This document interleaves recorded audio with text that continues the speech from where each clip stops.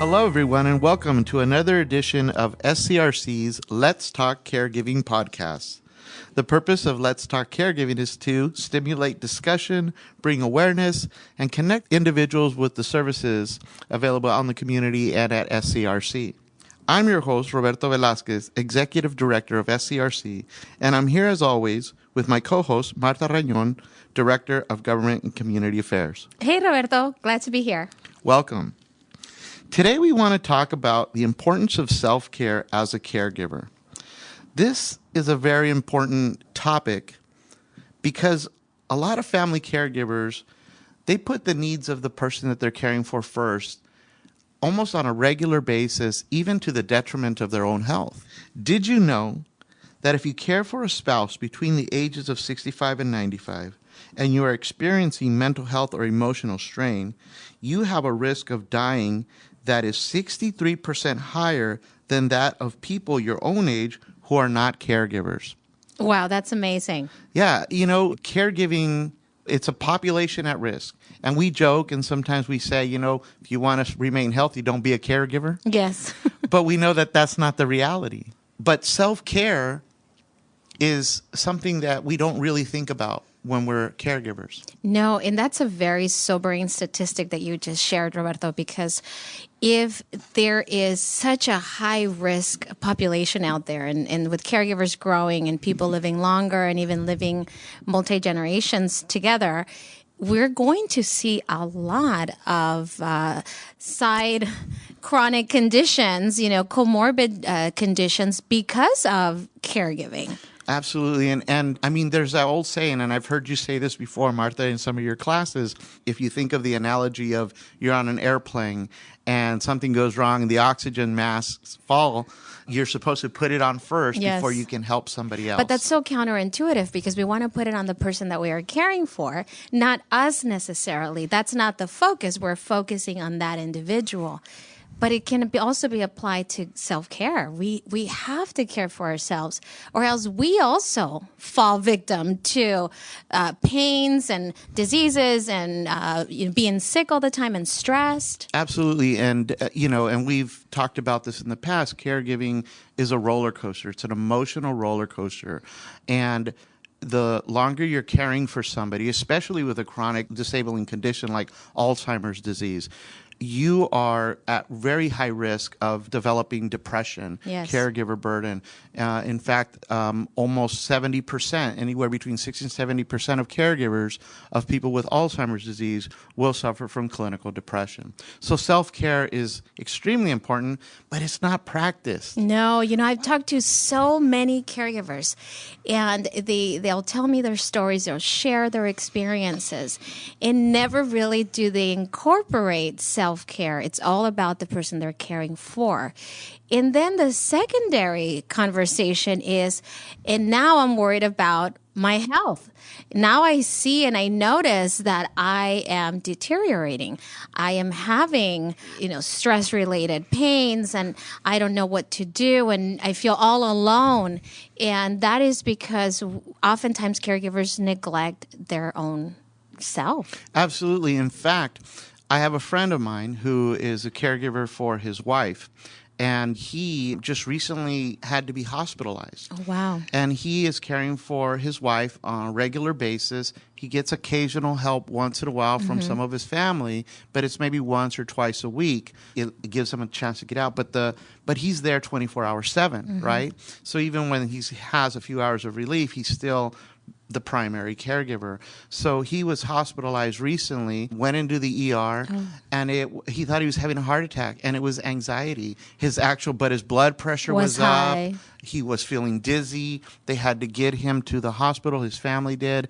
And fortunately, he's fine and they're under control. But the doctor immediately said, this is related to your caregiving. Well, that is good that the doctor said that, because sometimes we need to hear that. Oh, yeah. And I think as caregivers, we're often in denial of how much work we're actually putting into it.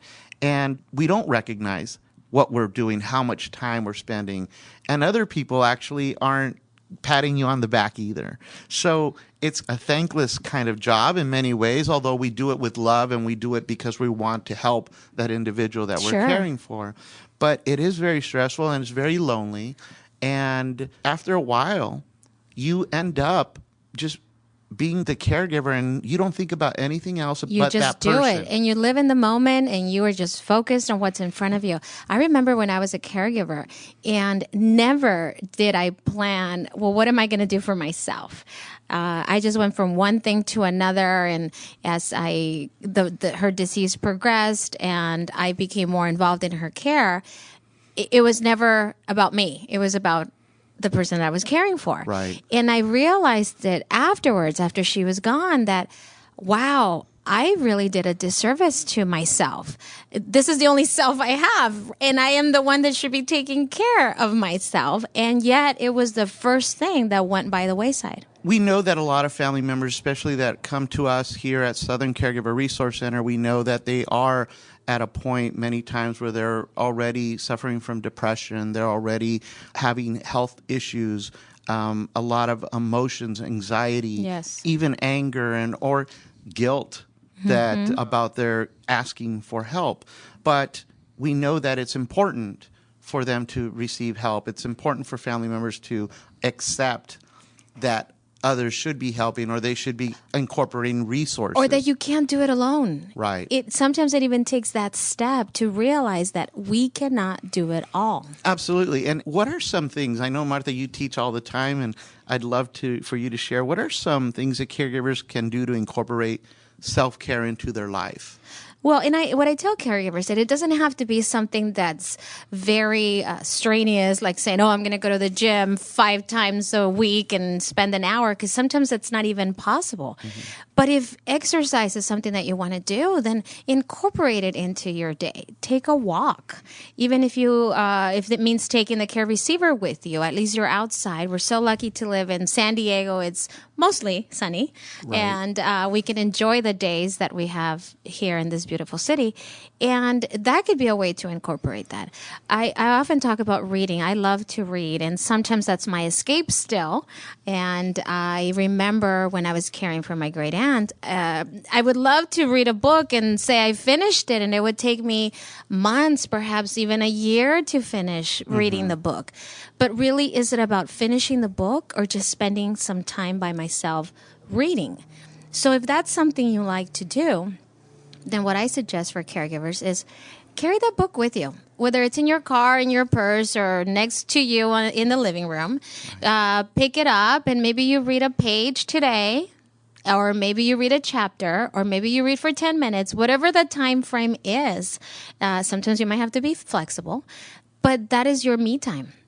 Yes, and I know that some of the classes that we teach here at SCRC, especially through the REACH program, the Resources for Enhancing Alzheimer's Caregiver Health program, they actually go through quite a bit of exercises to teach family caregivers how to self-care, and some of them include just simple breathing exercises, guided meditation, Listening to music. Yes. Those tactics, those activities actually help reduce your blood pressure, help reduce your stress, and make you feel calm. It's almost like yoga without being out there It's doing mental yoga. It's mental yoga. Yes. It's what I call it. And absolutely, I think what we need to do as caregivers is remember, first of all, be aware.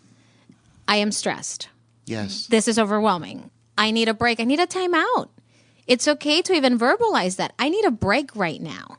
What are you going to do during that time frame that is going to help you clear your mind?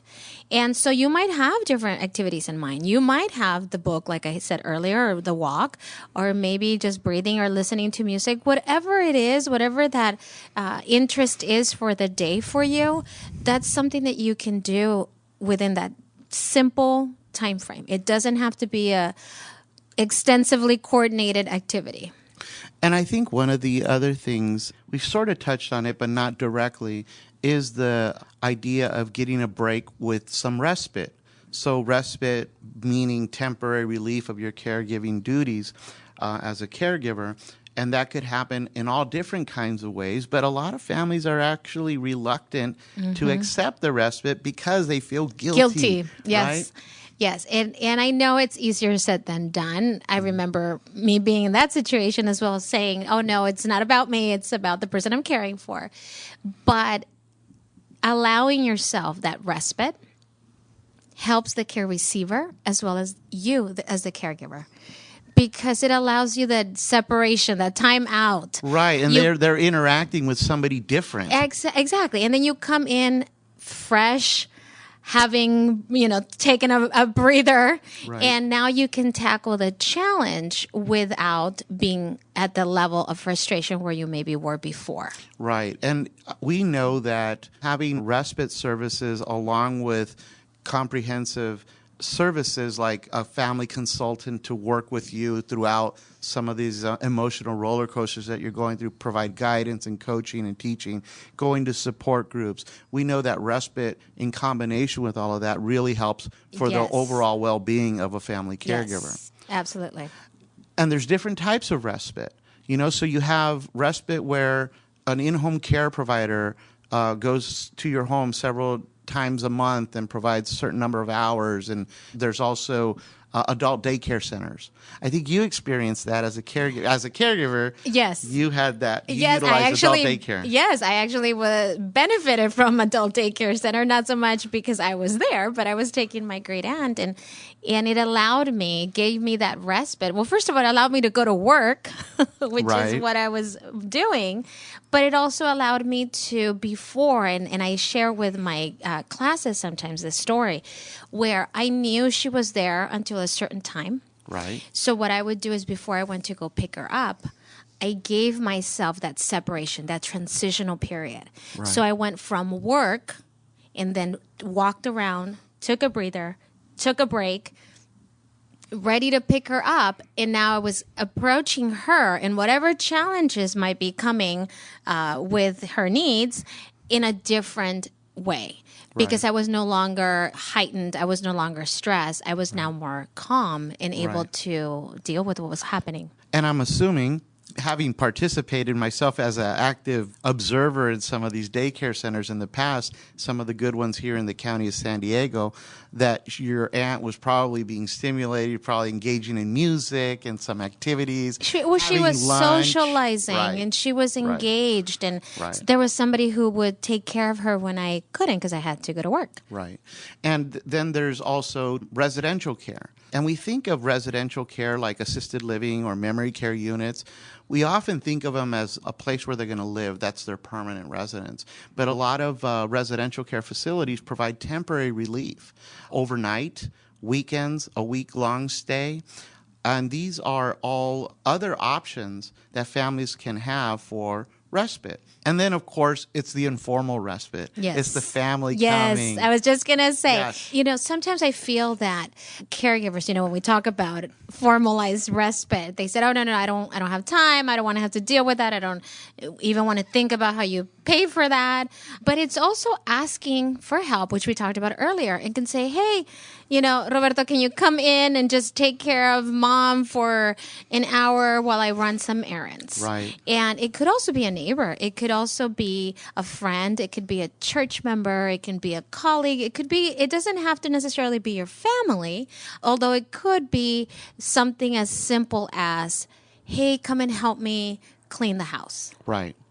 Yeah, and all of that helps give you the ability to take care of yourself. Yes.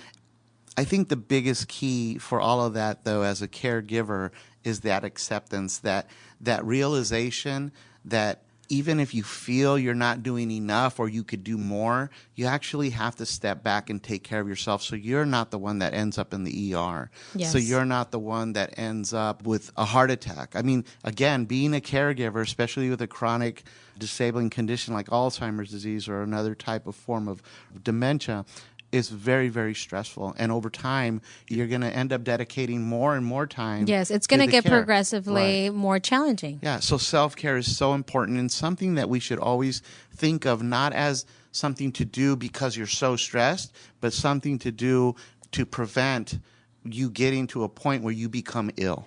And what I tell caregivers is the soonest that you start incorporating that on a daily basis, the better habits you will develop because it would just be part of your day. Right. And what's really neat is, and kind of a little announcement here, the County of San Diego has just approved a respite cost-sharing voucher program, and SCRC was selected as the organization to provide this service out in the Yay. community. Yay!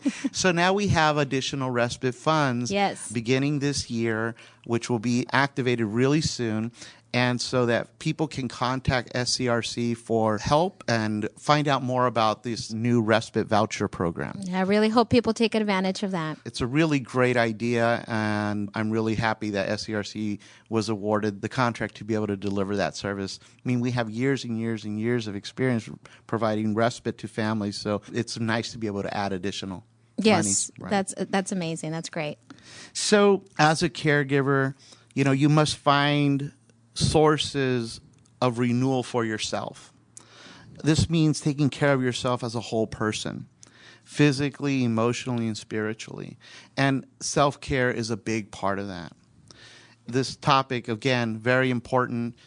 We see that when people don't take care of themselves, they do end up ill. Yes. Their health suffers.